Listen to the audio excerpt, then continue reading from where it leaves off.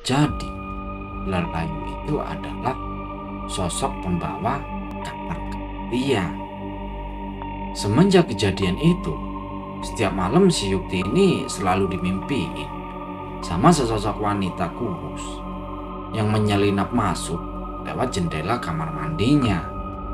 Wanita itu masuk, terus bilang, "Udah siap mendengarkan pembicaraanku?"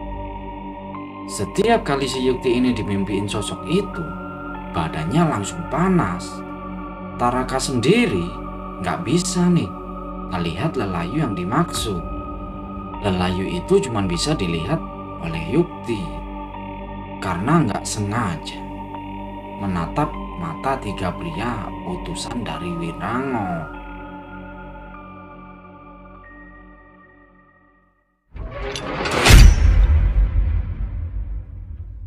Halo teman-teman, di video kali ini bakal ngelanjutin cerita sebelumnya, yakni tentang urban legend yang berjudul Astana Kala, tulisan dari Restu Wiraatmaja. Kali ini kita bakal nyari tahu lebih dalam tentang Astana Kala dan nyari tahu apa yang terjadi sama Dihyan, anaknya Pak Raharja. Buat teman-teman yang ingin berbagi cerita maupun pengalaman horornya, bisa kirim ke email jalanmalamofficial@gmail.com dengan format audio maupun tulisan.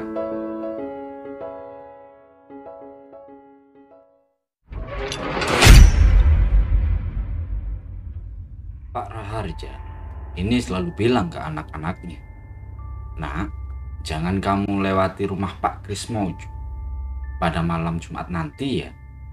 Para jin kafir akan berkumpul di rumah mereka." Semuanya nih patuh ke perintahnya Pak Raharja, kecuali si Dihyan. Pada malam Jumat, karena penasaran, Dihyan lewat nih di depan rumahnya Pak Krismojo. Terus dia ngintip dari jendela. Dan di dalam rumah itu, dia ngelihat ada banyak nih manusia setengah kewan lagi pada ngumpul di situ. Ketika dia ini pengen kabur, terus malingin mukanya gitu ya dari jendela itu, tiba-tiba Pak Krismojo ini udah tepat berada di depan mukanya. Nggak pakai banyak omong, Pak Krismojo langsung narik dan nyeret si Dihyan masuk ke dalam rumah. Dihyan di situ berusaha keras buat teriak, tapi mulutnya langsung dibungkam sama Pak Krismojo. Otomatis Dihyan ini nggak berdaya, dia cuma bisa nangis aja di situ. Dihyan dibawa nih ke sebuah ruangan yang di situ berjejer minuman beralkohol, obat-obatan, dan ada satu botol lagi diselimutin pakai kain hitam. Gak tahu deh tuh apaan. Di dalam ruangan itu ada juga nih istrinya Pak Krismojo, yaitu Bu Sirna. Bu Sirna terus nanya, "Anak ini bukannya keturunan Raharja? Tenang aja, dia bakalan menjadi anggota baru kita dan menyambut para demit yang akan menguasai kembali Astana Kala. Gimana caranya? Hancurkan dulu orang dalam kalau ingin merusak tatanan keluarganya. Dia akan menjadi umpan terbaik ketika keluarganya ada dalam ambang kehancuran." Ada sekitar 10 orang yang ikut dalam pesta kecil itu, dan Dihyan ini menjadi orang yang ke-11 dan sebagai anggota baru. Pak Krismojo pun berusaha buat nyekokin Dihyan pakai alkohol yang udah dicampur sama obat-obatan. Nggak tahu itu obat-obatan apa. Dia terus-terusan berontak di situ, tapi tetap aja nggak bisa kemana-mana karena badannya ini dipegangin sama 4 orang yang badannya ini gede-gede semua. Pada akhirnya Pak Krismojo ini nyuruh anaknya yang bernama Sampan buat ngebuka paksa mulutnya Dihyan biar bisa dicekokin minuman itu. Pada akhirnya minuman itu masuk juga ke tenggorokannya si Dihyan. Setelah itu pikirannya Dihyan serasa kayak melayang gitu. Dan ada satu ucapan yang terngiang-ngiang di pikirannya dia, yaitu, "Kamu adalah kewan. pelayan Astana Kala. Tiba-tiba hatinya Dian ini jadi panas karena dia keinget tuh sama ayahnya yang selalu manjain Hengkara dan Taraka. Terlebih-lebih ya ke Taraka. Setelah itu si Sampan ini ngomong ke dia, kalau kamu haus, darah ini akan menyegarkan dahagamu sesaat. Gak ada manusia yang benar-benar gak yakin akan keunggulan iblis. Ambilkan segelas. Di situ Pak Krismojo tertawa kebahak-bahak gitu ya. Melihat si Dian ini gampang banget buat dihasut. Setelah itu Bu Sirna pun ngambil segelas cairan yang berwarna merah, yang kemungkinan besar itu adalah darah dari dalam sebuah wadah. Terus dia bilang ke Sampan, Sampan, anakku, kasih ini ke temanmu. Dia saudara barumu. Dikasih deh tuh cairan yang berisi darah ke Dian. Dian pun minum cairan darah itu kayak orang yang lagi kehausan. Dan semua kewan yang berada di tempat itu pada seneng semua tuh nyambut kedatangan anggota baru yang berasal dari keluarga Pak Raharja. Singkat cerita, Dian pun pulang ke rumah dan langsung masuk ke dalam kamar. Di situ adiknya si Taraka ini ngerasa ada yang aneh sama si Dian. Dari belakangnya Dian, Taraka ini nanya, Mas Dian, habis kemana malam tadi?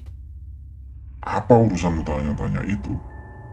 Pas Dian balik badan, Taraka kaget bukan main. Taraka ini ngelihat kok kepala kakaknya itu berubah jadi kayak monyet. Taraka terus nanya lagi, Mas habis dari mana? Mau ngapain kamu? Pak Raharja yang ngedenger si Dian ini lagi teriak-teriak, langsung pergi ke kamarnya si Dian. Pak Raharja pun nanya, kamu habis dari mana semalam, Dian? Bukan urusanmu. Sontak mendarat tuh 2 tamparan di pipinya si Dian. Di situ Dian sama bapaknya ini adu mulut, dan pada akhirnya Dian pun diusir dari rumah. Diusir kayak gitu, Dian gak takut. Dia langsung ambil semua bajunya dan pergi dari rumah. Taraka cuma bisa nangis ngelihat bapak sama kakaknya ini berantem. Dan dari sini keluarganya Pak Raharja ini mulai terpecah. Setelah si Dian ini diusir dari rumah, banyak kejadian-kejadian janggal yang mulai menimpa keluarganya Pak Raharja. Salah satunya adalah kemunculan ular yang diyakini bakalan mencerminkan jati diri pendatang baru.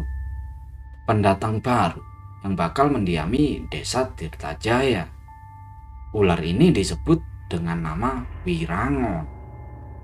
Secara fisik, ular ini tuh kayak ular-ular yang hidup di sawah atau di sekitaran sungai. Dan kejadian ini berawal ketika si Yukti, salah satu anak perempuannya Pak Raharja, lagi di dalam kamar sendirian. Waktu itu Pak Raharja lagi gak ada di rumah. Sedangkan Taraka dan Hengkara lagi bantuin ibunya si makan bebek. Pas lagi sendirian di kamar itu, Yukti ngedenger kayak ada suara desis ular. Awalnya dia cuekin suara itu. Sampai tiba-tiba ada banyak ular Wirangon yang jatuh di atas kepalanya. Yukti sontak kaget banget dong. Dan dia pun langsung keluar dari kamar sambil nangis-nangis. Yukti terus ngasih tahu tentang hal itu ke kakaknya, yaitu si Hengkara sama Taraka. Ngedenger itu, mereka berdua langsung lari menuju ke kamarnya si Yukti. Mereka langsung mengambil berbagai benda yang ada di kamar buat nyoba ngusir ular-ular itu. Sampai pada akhirnya mereka mutusin buat minta bantuan warga karena mereka udah kewalahan. Sekitar 10 orang warga datang tuh buat ngebantuin ngusir ular-ular itu. Dan mereka ini bikin sebuah lubang yang dalamnya ini kira-kira sedalam paha orang dewasa. Mereka ambil ular itu satu persatu, terus mereka taruh di lubang itu. Ada kali 20 ekoran. Setelah itu si Hengkara ini mutusin buat ngambil garam dapur. buat ditaburin di lubang yang berisi ular-ular tersebut. Taraka sempat ngelarang nih buat naburin garam itu, tapi Hengkara udah nggak peduli. Dia taburin tuh garam ke dalam lubang, dan kelihatan ular-ular wirangan itu mulai lemas. Belum puas sampai di situ, Hengkara ini ngambil minyak tanah, terus disiram ke dalam lubang itu, dan dia pun bakar ular-ular itu. Taraka masih berusaha buat nyegah kakaknya itu. Takutnya ular-ular itu bakalan datang lagi dengan tujuan balas dendam. Tapi si Hengkara ini tetap nggak peduli. Dan yang jadi pertanyaan, sejak kapan ular-ular itu ada di dalam rumah Pak Raharja? Dan selama ini sembunyi di mana? Beberapa jam kemudian, Pak Raharja ini datang. Dan di situ dia nyium bau daging yang lagi kebakar, yang bener-bener gak enak buat dicium.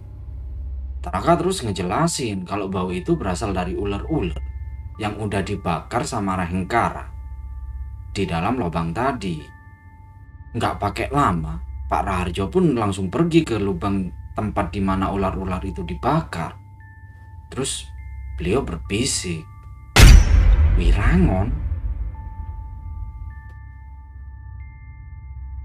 Setelah itu Pak Raharja buru-buru pergi ke Yukti. Dan ketika bajunya si Yukti ini dibuka, Pak Raharja ini ngelihat ada satu gigitan ular di punggungnya dan udah membengkak.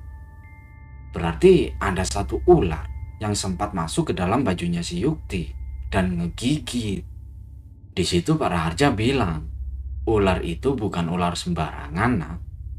Wirangon itu pertanda ada orang yang licik. Harus hati-hati. Pak Raharja terus ngambil daun sirih dari depan rumahnya. Digerus tuh daun sampai halus. Terus ditempelin di bekas gigitan yang ada di punggungnya si Yukti. Setelah itu Pak Raharja bilang lagi ke Taraka, "Kalau ada 3 pendatang yang kamu temui, jangan pernah tatap matanya ya. Karena mereka adalah bagian dari kerajaan Wirangon yang menjelma sebagai manusia untuk melaksanakan lelayu. Jangan pernah ditatap matanya." "Emang lelayu itu apa, Pak?" "Kamu akan tahu sendiri, nah. Yang penting, jangan sampai kamu tatap mata para pendatang yang berpakaian aneh. Kapan mereka bakalan datang?" Pak Raharjo di situ ngejelasin kalau mereka bakalan datang sesuai dengan jumlah ular yang nyerang si Yukti. Sekitar 20 ular kan. Kira-kira pada jam 8 malam mereka bakalan datang, menyusuri desa dan nawarin sesuatu. Bagi yang menerima tawaran atau menatap para pendatang itu, dia bakalan mendapatkan lelayu. Tapi apa sih sebenarnya lelayu itu? Singkat cerita, jam 8 malam, bener aja tuh, ada 3 orang berjubah putih yang masuk ke dalam desa dan keliling dari rumah ke rumah. Dan pada akhirnya ketiga orang berjubah putih itu datang nih ke rumahnya Pak Raharja. Keluarga Pak Raharja pun keluar rumah semua. Pak Raharja ini tahu kalau 3 pria berjubah putih itu berasal dari kerajaan Wirangon yang bertujuan buat ngasih kabar lelayu. Para pendatang ini nawarin sejenis minyak. Sambil nunduk gitu ya, Pak Raharjo nolak tawaran 3 pria aneh itu. Tapi tiba-tiba si Yukti ini jatuh pingsan. Pak Raharja panik banget di situ. Beliau ini mikir kalau si Yukti pasti udah natap salah satu mata dari 3 pria itu. Yang artinya Yukti udah menerima kabar lelayu. Setelah itu ketiga pria misterius itu pun pergi. Taraka terus nanya, "Pak, mereka itu datang buat apa?" "Mereka datang berdasarkan energi yang ada di desa ini. Desa ini banyak sekali kelicikan. Bisa jadi mereka datang karena alam yang memanggil. Jadi ular itu merupakan panggilan alam." Setelah itu tiba-tiba si Yukti ini teriak-teriak. Dan Pak Raharja bilang kalau lelayunya udah mulai. Dia datang membawa kabar kematian. Jadi lelayu itu adalah sosok pembawa kabar kematian. Semenjak kejadian itu, setiap malam si Yukti ini selalu dimimpiin sama sesosok wanita kurus yang menyelinap masuk lewat jendela kamar mandinya. Wanita itu masuk, terus bilang, "Udah siap mendengarkan pembicaraanku?" setiap kali si Yukti ini dimimpiin sosok itu, badannya langsung panas. Taraka sendiri nggak bisa nih ngelihat lelayu yang dimaksud. Lelayu itu cuma bisa dilihat oleh Yukti karena nggak sengaja menatap mata 3 pria utusan dari Wirango.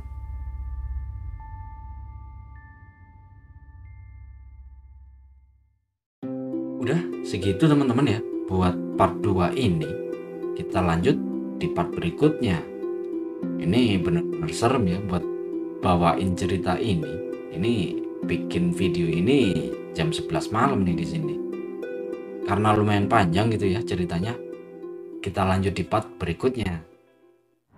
Buat teman-teman yang ingin berbagi cerita maupun pengalaman horornya, bisa kirim ke email jalanmalamofficial@gmail.com dengan format audio maupun tulisan. Udah segitu teman-teman.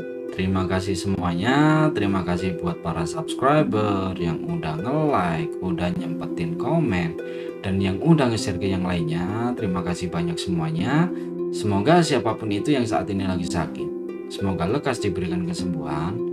Dan semoga siapapun itu, semoga kita selalu diberikan kemudahan dalam hal apapun gitu ya, termasuk kemudahan dalam hal rezeki. Amin amin ya rabbal alamin.